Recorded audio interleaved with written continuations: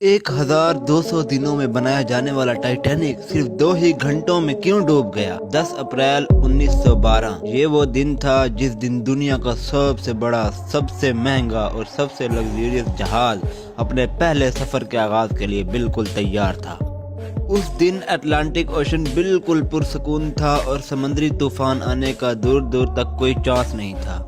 जहाज में 1500 पैसेंजर सवार भी हो चुके थे और लाखों लोग डॉक पर टाइटैनिक के पहले सफर का आगाज देखने के लिए खड़े हुए थे। ना तो पैसेंजर्स को और ना ही अलविदा करने वाले लाखों लोगों को और ना तो जहाज के अमले को ये मालूम था कि जो जहाज कुछ ही देर में रवाना होने वाला है उसको बनाते वक्त 6 ऐसी गलतियां की गई हैं जो उस जहाज को बदतरीन हादसे का शिकार बना देंगी।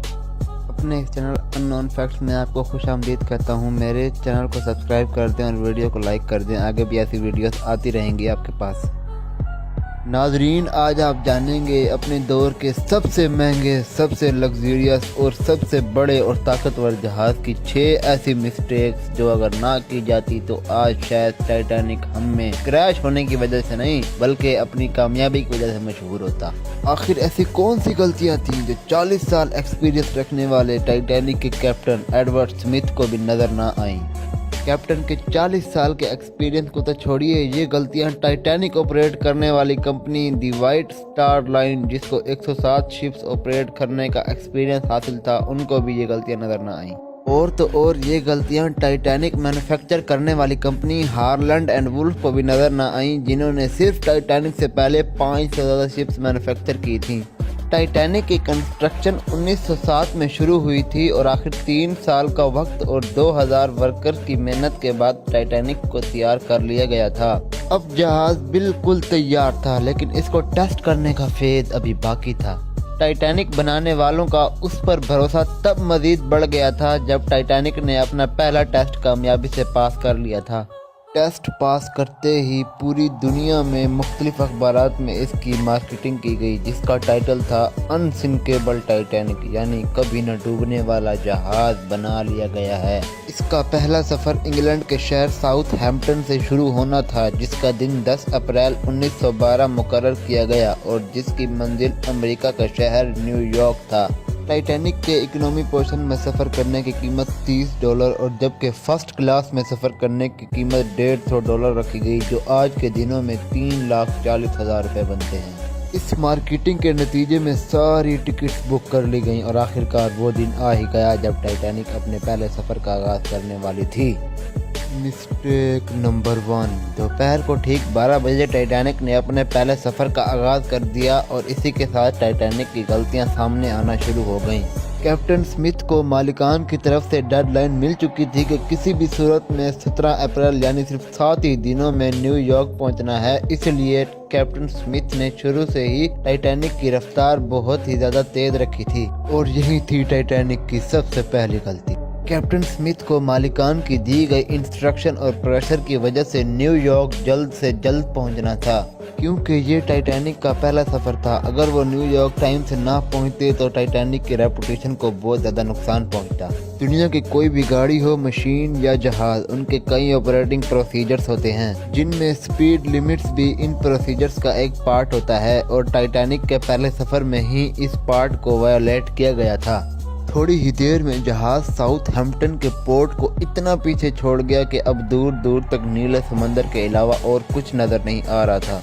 Mistake number 2। टाइटैनिक को चलते हुए अब 3 दिन गुजर चुके थे। फ्रांस और आयरलैंड में थोड़ी देर स्टॉप के अलावा ये पिछले 72 घंटों से न्यूयॉर्क की तरफ मुसलसल बढ़ता ही चला जा रहा था।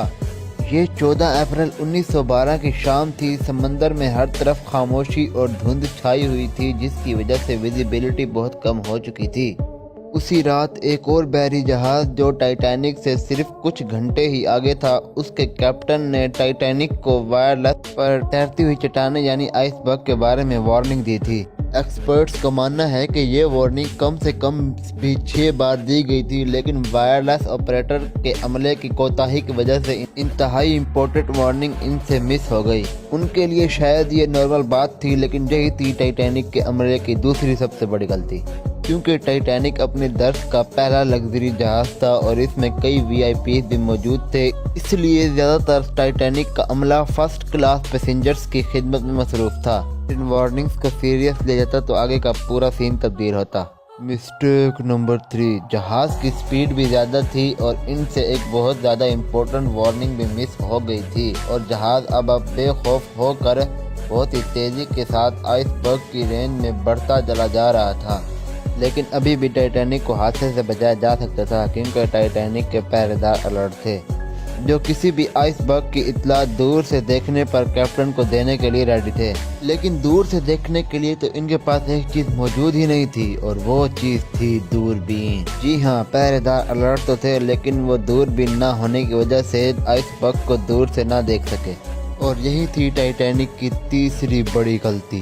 آئس برگ کی خبر کیپٹن سمتھ کو اس وقت ہوئی جب جہاز کے پہرے داروں نے خبر دی کہ جہاز کے بالکل سامنے ایک فٹ بال فیلڈ جتنا آئس برگ ہے، لیکن اب بہت دیر ہو چکی تھی کیونکہ آئس برگ انتہائی قریب آ چکا تھا۔ مسٹیک نمبر 4، کیونکہ اٹلانٹک اوشن میں اکثر شپس کو ایسے آئس برگ کا سامنا کرنا پڑتا ہے جس کو بڑے بڑے بحری جہاز آرام سے ہینڈل کر لیتے ہیں۔ شاید کیپٹن سمتھ نے بھی یہی سوچا تھا۔ آئس برگ کی خبر ملتے ہی کیپٹن سمتھ نے جہاز کے انجن بند کرنے کا حکم دیا اور ساتھ ہی ساتھ جہاز کا رخ موڑنے کا بھی حکم دیا۔ بے شک کیپٹن سمتھ نے آئس برگ سے بچنے کی بہت کوشش کی، لیکن فاصلہ اتنا کم رہ گیا تھا کہ کچھ بھی کرنا فضول ثابت ہوا۔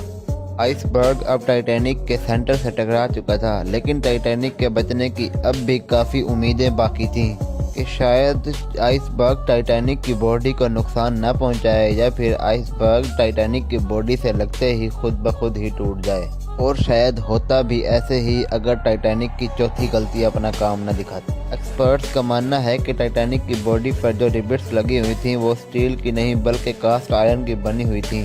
ان ریبٹس کا کام لوہے کے بڑے بڑے پیسز کو ایک ساتھ جوڑے رکھنا ہوتا ہے، اور چونکہ کاسٹ آئرن سٹیل سے نرم ہوتا ہے، اور جس جگہ آئس برگ ٹائٹینک کی باڈی پر ٹکرایا وہاں کے ریبٹس پریشر کی وجہ سے کھل گئے، اور وہی ہوا جس کا ڈر کیپٹن سمتھ کو تھا۔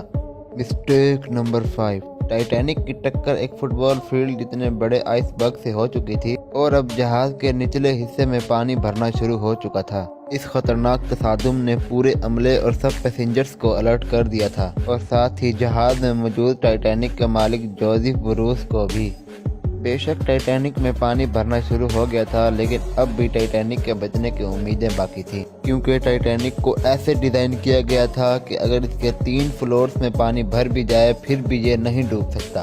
لیکن بدقسمتی تھی اس جہاز کی کہ 3 فلورز کو پار کر کے پانی اب چوتھے فلور پر جا چکا تھا۔ اب معاملہ ہاتھ سے نکل چکا تھا، ٹائٹینک آہستہ آہستہ اوشن میں ڈوبتا جا رہا تھا۔ اب جہاز کی فکر کیے بغیر اس میں موجود پیسنجرز کی جان بچانے کا وقت آ چکا تھا۔ کیپٹن سمتھ نے ریڈیو پر ایمرجنسی الرٹ جاری کر دیا۔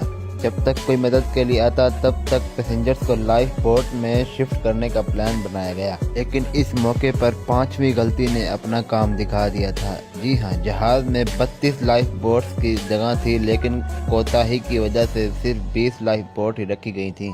پیسنجرز تھے 1500 اور بوٹس تھیں صرف 20۔ مسٹیک نمبر 6، ہر طرف افراتفری کا عالم تھا اور ہر شخص ان گنی چنی لائف بوٹ میں سوار ہونا چاہتا تھا۔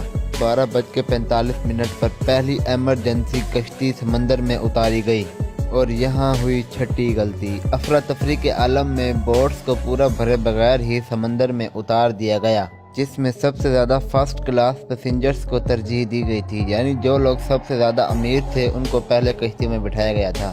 کشتیوں میں اگر زیادہ پیسنجرز کو بٹھایا جاتا تو انسانی جانیں کم ضائع ہوتی۔ اب جہاز آہستہ آہستہ سمندر میں ڈوبتا جا رہا تھا۔ 2:58 پر شارٹ سرکٹ کی وجہ سے ٹائٹینک کی ساری بتیاں بجھ گئیں، اور اگلے ہی لمحے جہاز ٹوٹ کر 2 حصوں میں تقسیم ہو گیا۔ یوں ٹائٹینک کو سمندر میں مکمل ڈوبنے کے لیے 2 گھنٹے اور 40 منٹ لگے، اور اس طرح 1500 لوگ اٹلانٹک اوشن کے ٹھنڈے پانی میں ڈوب کر مر گئے۔ آپ کو ایک اور بات بھی بتاتے چلیں کہ اس وقت پانی کا ٹیمپریچر -2 ڈگری سینٹی گریڈ تھا۔ مطلب اگر پیسنجرز اس ٹھنڈے پانی میں چھلانگ بھی لگاتے تو بچنے کا کوئی چانس موجود نہیں تھا، کیونکہ انسان اتنے کم ٹیمپریچر میں 35 منٹ سے زیادہ زندہ نہیں رہ سکتا۔ کہا جاتا ہے کہ مرنے والوں کی تعداد 1500 سے بھی زیادہ تھی، کیونکہ کافی سارے لوگ جن کی جہاز کے عملے کے ساتھ اچھی جان پہچان تھی وہ بنا ٹکٹ کے بھی جہاز میں سوار ہوئے تھے۔ زندہ بچ جانے والوں میں زیادہ تر تعداد بچے اور خواتین کی تھی۔ دوسری طرف کیپٹن اسمتھ تھا جو سارا وقت لوگوں کی جان بچانے میں لگا رہا، اور وہ آخری آدمی تھا جس نے ڈوبتے جہاز سے چھلانگ لگائی تھی۔